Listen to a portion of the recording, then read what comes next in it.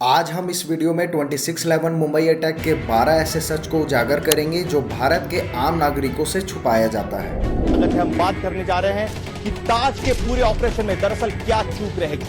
With the use of their territory for launching attacks on us. It's only now that footage is actually coming out with the full devastation. And two deceased identity has to be established as per the report that I received.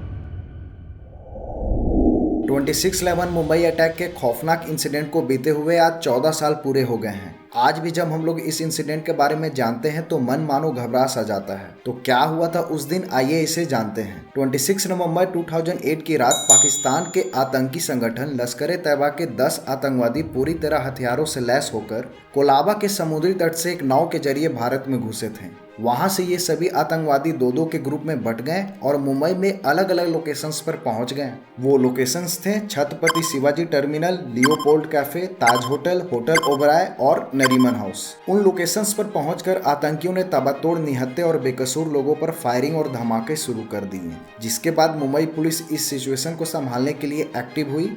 पर जब ये पूरा situation out of control हो गया तो उन्होंने केंद्र सरकार से मदद मांगी। केंद्र सरकार ने मदद का आश्वासन दिया और अगले ही दिन 200 एनएसजी कमांडोज की टीम को मुंबई के लिए रवाना किया। उसके बाद operation black tornado NSG commandos के द्वारा शुरू किया गया, जिसके बदौलत 9 आतंकियों को मार गिराया गया और एक आतंकवादी अजमल कसाब को जिंदा पकड़ा गया था। यह पूरा ऑपरेशन 60 घंटों तक चला, जिसमें 166 मासूम लोगों की जानें चली गईं और 300 से अधिक लोग घायल हुए। इन 166 लोगों में 18 सुरक्षा कर्मी और 26 विदेशी नागरिक भी शामिल थे।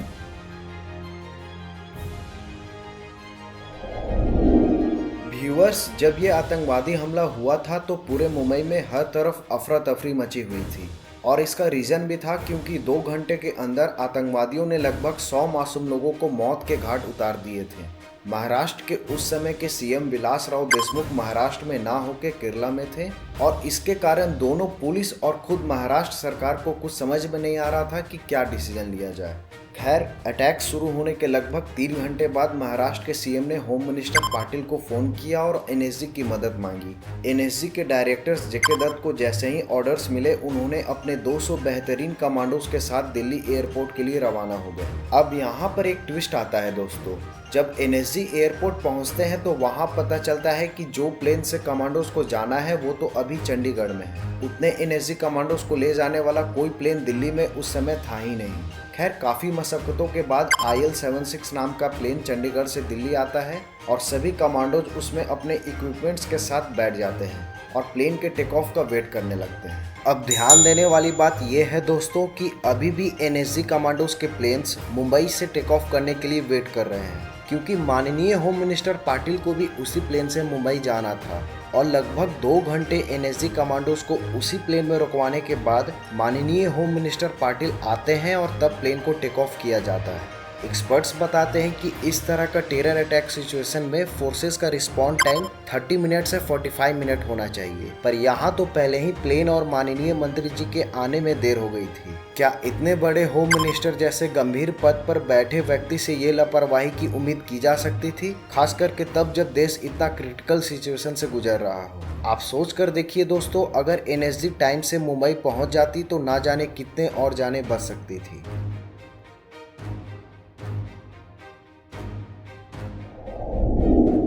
व्यूअर्स, क्या आपको पता है कि जब मुंबई में एक तरफ आतंकवादी लोगों को मार रहे थे, तब उस समय पाक के फॉरेन मिनिस्टर शाह मोहम्मद कुरैशी दिल्ली में थे और सरप्राइजिंगली हमले से कुछ देर पहले वो प्रेस कॉन्फ्रेंस में इंडिया पाकिस्तान के रिश्तों को सुधारने और डेमोक्रेसी जैसे बड़ी बड़ी बातें कर रहे थे।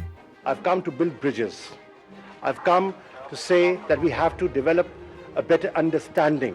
तो यहाँ पर एक सवाल उठता है कि क्या आईएसआई ने उनका ये विजिट मुंबई अटैक्स को कवर करने के लिए कराया था, या पाकिस्तानी दुनिया को ये मैसेज देना चाहते थे कि पाक गवर्नमेंट का इस हमले में कोई हाथ नहीं है और दुनिया पाक पर शक ना करे, या ये भी हो सकता है कि ये प्लान इंडिया के सिक्योरिटी एजेंसीज को डाइवर्ट करने के लिए किया गया हो।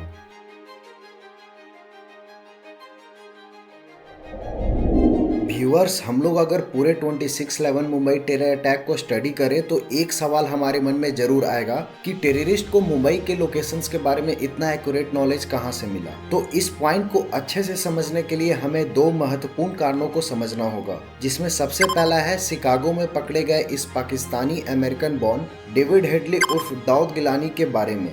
अमेरिकन एजेंसी CIA द्वारा जब डेविड हेडली से पूछताछ किया गया तो ये रिवील हुआ कि मुंबई हमले के होने से 2-3 साल पहले से डेविड हेडली ने मुंबई में कई बार ट्रिप किए थे, जिसके दौरान उसने कई भीड़ भाड़ वाले जगहों टूरिस्ट डेस्टिनेशन का रेकी किया, जिसमें उसने उन जगहों के वीडियोस और फोटोज एकत्रित किए और लश्कर ए तैयबा के आतंकियों को दिया। उन फोटोज और वीडियोस के मदद से ही लश्कर ए तैयबा 26/11 अटैक के प्लानिंग को ग्राउंड लेवल पर एग्जीक्यूट करना स्टार्ट किए थे। इस काम के लिए डेविड हेडली को पाकिस्तान से $29,500 मिले थे, जिसमें $28,500 पाकिस्तान के ISI ऑफिसर मेजर इकबाल द्वारा दिया गया था।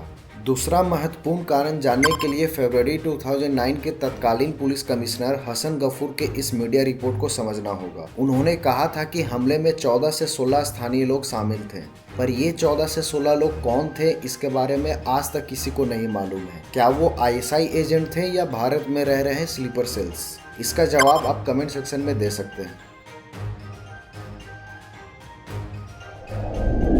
अमेरिकी सरकार ने हेडली को अमेरिकी सरजमी पर दोषी तो ठहराया, लेकिन उसे भारत को सौंपने से इनकार कर दिया। नई दिल्ली में कुछ अधिकारियों का तो मानना था कि अमेरिका ISI के साथ अपने नाजुक संबंधों को सुधारने में लगा था, और अगर हेडली ने 26/11 में ISI की सीक्रेट इन्वॉल्वमेंट का खुलासा कर दिया होता तो अमेरिका का ISI के साथ संबंध सुधारने वाला जो प्रयास था वो बेकार हो जाता। भारतीय अधिकारियों का ये भी संदेह था कि अमेरिकी खुफिया विभाग को पहले से ही पता था कि हेडली मुंबई में लश्कर ए तैयबा के लिए काम कर रहा है, पर उसने इस उम्मीद में इसे अनदेखा कर दिया कि ISI ओसामा बिन लादेन को पता लगाने में अमेरिका का मदद कर सकता है। हालांकि दुनिया को दिखाने के लिए और भारत नाराज ना हो इसलिए अमेरिकी सरकार ने भारतीय खुफिया अधिकारियों को हेडली से पूछताछ की इजाजत दे दी। हेडली कई बार वीडियो कॉल के माध्यम से भारत के 26/11 ट्रायल केस में अपीयर हुआ, जिसमें उसने और भी कई चौंकाने वाली जानकारी दी, जैसे कि जिन 5 जगहों पर अटैक हुआ था उस लिस्ट में शिवसेना का हेडक्वार्टर मातोश्री और सिद्धि विनायक मंदिर का भी नाम था, पर इन जगहों पर अटैक क्यों नहीं हुआ ये कोई नहीं जानता।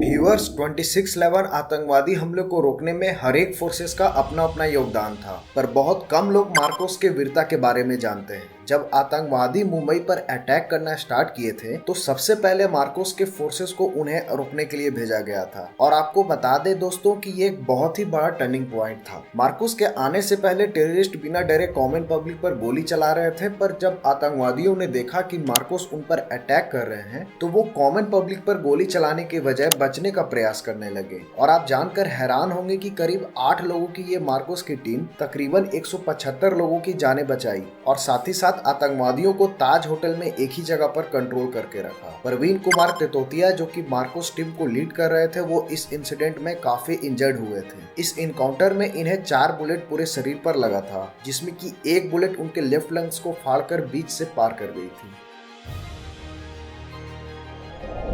आपने मुंबई अटैक्स के दौरान अपने सिक्योरिटी फोर्सेस के बहादुरी के किस्से तो सुने होंगे, पर आज हम आपको एक ऐसे अननोन हीरोज के बारे में बताएंगे जिसने उस दिन 157 लोगों की जिंदगी को बचाई थी। 26 नवंबर की शाम को जब पूरे मुंबई वासी क्रिकेट मैच का आनंद ले रहे थे तो ताज होटल में भी टीवी पर मैच चल रहा था, पर जब ताज में भी फायरिंग और हैंड ग्रेनेड्स की आवाज आने लगी तो 1700 लोगों से भरे ये ताज में चारों तरफ अफरा तफरी मच गई। सभी लोग अपनी जिंदगी बचाने के लिए इधर उधर भागने लगे। तभी थर्ड फ्लोर पर एक रेस्टोरेंट में डिनर कर रहे अमेरिका के ex navy seal commando captain Ravi situation को समझ गए और लोगों को बचाने में लग गए। उन्होंने रेस्टोरेंट में बैठे लोगों को शांत किया और धैर्य रखने को कहा, और अपने मिलिट्री बैकग्राउंड बताते हुए लोगों को उनका साथ देने के लिए कहा। तभी उस रेस्टोरेंट में डिनर करने आए 6 साउथ अफ्रीकन कमांडो भी उन्हें मिल गए, और सातों ने होटल स्टाफ का हेल्प लेकर लोगों को वहां से निकालकर एक सेफ हॉल में लेकर गए। जब आतंकियों ने होटल में आग लगा दी थी तो आग और धुआं के बीच में छिपकर उन्होंने लगभग 157 लोगों की जिंदगी बचाई थी और अपना सैन्य धर्म निभाया था।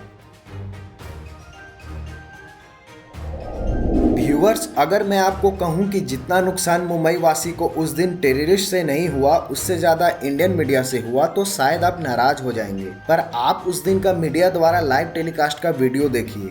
The army is out at the Taj and Trident hotels and also the Chhatrapati Shivaji terminus. Update for you, Vishnu. One army truck has just left, which seems to indicate that for hours. NSG commandos Taj पहुंच चुके हैं और वो अब किसी भी वक्त अंदर जा सकते हैं। ATS chief bullet proof jacket पहने हैं, ऐसा न्यूज टीवी पर चल रहा था। नरीमन हाउस में जब हेलीकॉप्टर से कमांडोज उतर रहे थे, तब उनका लाइव टेलीकास्ट टीवी पे देखकर पाकिस्तानी हैंडलर्स नरीमन हाउस के अंदर मौजूद आतंकियों को निर्देश दे रहे थे, जिसके कारण जब NSG रूट पर उतरी और जैसे ही एक कमांडो बिल्डिंग में इंटर करते हैं, तो पहले से ही सारे बात जान चुके आतंकवादी उन पे हमला करते हैं और इस कारण एक कमांडो शहीद हो जाते हैं। क्या कमांडो की मौत के दोषी वो लाइव टेलीकास्ट करने वाले लोग थे?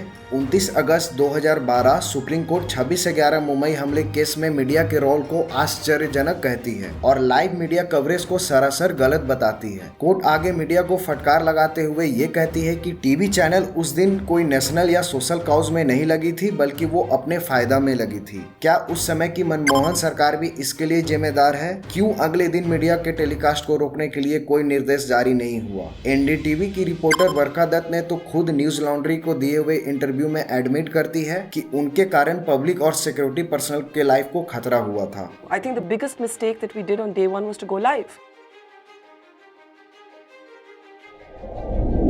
राकेश मारिया एक ऐसे IPS जिन्होंने अपने कैरियर में कई हाई प्रोफाइल और सेंसिटिव केसेस को इन्वेस्टिगेट किए थे, जैसे कि 1993 का बॉम्ब ब्लास्ट या 2008 में इंडियन मुजाहिदीन का मॉड्यूल बस्ट करना। ये सारे इंपॉर्टेंट केसेस को उन्होंने ही सॉल्व किया था। मुंबई अटैक्स के समय वो एडिशनल कमिश्नर ऑफ पुलिस थे और मुंबई हमले की जाँच की जिम्मेदारी भी उन्हें ही दी गई थी और उस दौरान उन्होंने कसाब का इंट्रोगेशन भी किया था। 2020 में राकेश मारिया ने अपने किताब लेट मी से इट नाउ को पब्लिश किया था, जिसमें वो लिखते हैं कि कैसे पाकिस्तान में मुंबई हमले को लेकर साजिश रची गई और कैसे लश्कर तैयबा द्वारा मुंबई पर हमला करने के लिए 10 युवाओं को तैयार किया गया। मारिया लिखते हैं कि हमले से पहले युवाओं को एक नई पहचान दी गई थी, उनके दाढ़ी मुंडवा दी गई थी, उनके लिए नए कपड़े और जूते खरीदे गए थे और उनकी नकली पहचान पत्र बनाने के लिए नई तस्वीरें क्लिक की गई ताकि उन्हें भारतीय हिंदुओं के रूप में पेश किया जा सके। मारिया आगे अपने किताब में ये भी लिखते हैं कि उनको हिंदू जैसा दिखने के लिए लश्कर तैयबा की तरफ से निर्देश दिया गया था कि वे अपनी कलाई के चारों ओर लाल पवित्र धागा बांधना न भूलें। साजिश के बारे में विस्तार से बताते हुए मारिया लिखते हैं कि अगर सब कुछ ठीक से हो जाता तो अजमल कसाब को एक हिंदू आतंकवादी बता दिया जाता। वो आगे लिखते हैं कि हमें अजमल कसाब का एक फर्जी ID भी मिला जिसमें उसका नाम समीर दिनेश चौधरी लिखा था और उसे अरुणोदय डिग्री PG कॉलेज का छात्र बताया गया था और ये फर्जी ID सिर्फ अजमल कसाब के पास ही नहीं बल्कि 9 आतंकवादियों के पास मिला था और सभी फर्जी ID में एक चीज कॉमन था, वो था हर टेररिस्ट को हिंदू बताया गया था। राकेश मारिया अपने किताब में मीडिया पर भी तंज कसते हैं और कहते हैं कि अखबारों में सुर्खियां बनी होती कि कैसे हिंदू आतंकवादियों ने मुंबई पर हमला किया और ओवर द टॉप टीवी पत्रकार हिंदू आतंकवादी का साक्षात्कार करने के लिए कई लाइनें बना चुके होते।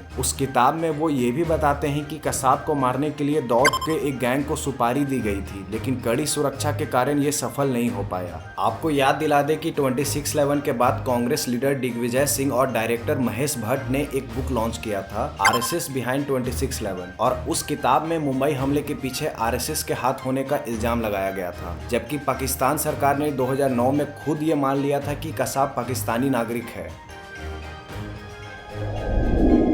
एक लीडर और एक बॉस में क्या अंतर होता है, इसको समझने के लिए रतन टाटा के इस वीडियो को देखिए। Taj and there was no reply, which was very strange.